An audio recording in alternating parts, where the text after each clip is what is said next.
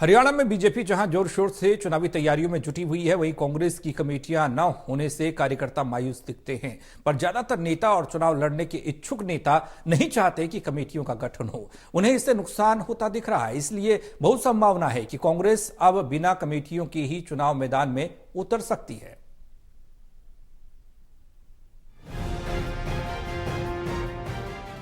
कहते हैं बड़े फैसले लेने में देर की जाए तो कई बार इसका खामियाजा भी भुगतना पड़ता है।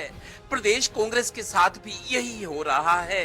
अब हालात ये हैं कि चुनाव लड़ने को आतुर और पार्टी की टिकट की लाइन में लगे कांग्रेस नेता खुद भी नहीं चाहते कि अब कमेटियां बने, क्योंकि देर इतनी हो गई है कि अब कमेटियां बनी भी तो फायदे की जगह पार्टी को नुकसान हो सकता है। इसलिए पार्टी के नेता कुछ भी कहें, पर कांग्रेस 2019 की तरह एक बार फिर बिना कमेटियों के ही चुनावी अखाड़े में उतर सकती है। इसकी वजह आपको बताते हैं, पर इससे पहले कांग्रेस प्रभारी दीपक बाबरिया। गुटबाजी तो कहाँ नहीं है। ये आपके वीच साहब और खट्टर साहब आपस में बात नहीं कर रहे हैं, उससे बारे में तो आप चर्चा करो थोड़ी। बाकी फिर कांग्रेस की बात करो। कांग्रेस का संगठन में आज भी मैं कल वहाँ था, जींद में था, कम से कम 500 लोग मीटिंग में उपस्थित थे, सभी लोग थे। एक व्यवस्था तो बनी हुई, व्यवस्था को एक फॉर्मल स्वरूप देने की बात है। उसमें कहीं ना कहीं जगह पे थोड़े मतभेद होते हैं तो उसको भी सुलझा लेंगे। गौरतलब है कि मौजूदा वक्त में प्रदेश कांग्रेस में हुड्डा उदयभान ग्रुप और ताकतवर हो चुका है, क्योंकि प्रदेश प्रभारी दीपक बाबरिया भी खामोश रहकर इसी ग्रुप को पीछे से आगे पुश कर रहे हैं। ऐसे हालात में अगर कमेटियां बनती हैं तो जाहिर है कि हुड्डा उदयभान गुट अपने समर्थकों को ज्यादा से ज्यादा इसमें शामिल करना चाहेंगे, जिससे विरोधी गुट और परेशान होगा और पार्टी में गुटबाजी बढ़ेगी, जिसका सीधा असर चुनावी नतीजों पर पड़ेगा।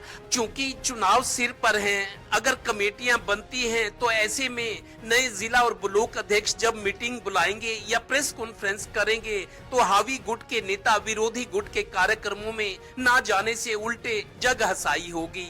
इसलिए बहुत मुमकिन है कि कांग्रेस एक बार फिर बिना कमेटियों के ही चुनाव में जा सकती है, क्योंकि जिसको टिकट मिलेगी बाकी नेता कार्यकर्ता पार्टी को सत्ता में लाने के लिए जोर लगाएंगे, जबकि कमेटियां बनने से एक दूसरे की टांग खींच सकते हैं और आपस में एक दूसरे को नीचा दिखा सकते हैं। 2013 के आखिरी महीनों में जब देश में बीजेपी और मोदी जी की हवा चली, तो फरवरी 2014 में फूलचंद मुलाना को हटाकर हरियाणा कांग्रेस की बागडोर डॉक्टर अशोक तंवर को सौंपी गई थी। तब से लेकर आज तक 5 प्रदेश प्रभारी बदले और 3 प्रदेश अध्यक्ष बदले, लेकिन कांग्रेस की कमेटियां आज तक नहीं बनी। शायद अब बिना कमेटियों के ही कांग्रेस चुनावी अखाड़े में उतरेगी। कैमरामैन राजेश कुमार और सहयोगी श्रीनिवास के साथ Devendra Kathuria, total news, Panipat bureau.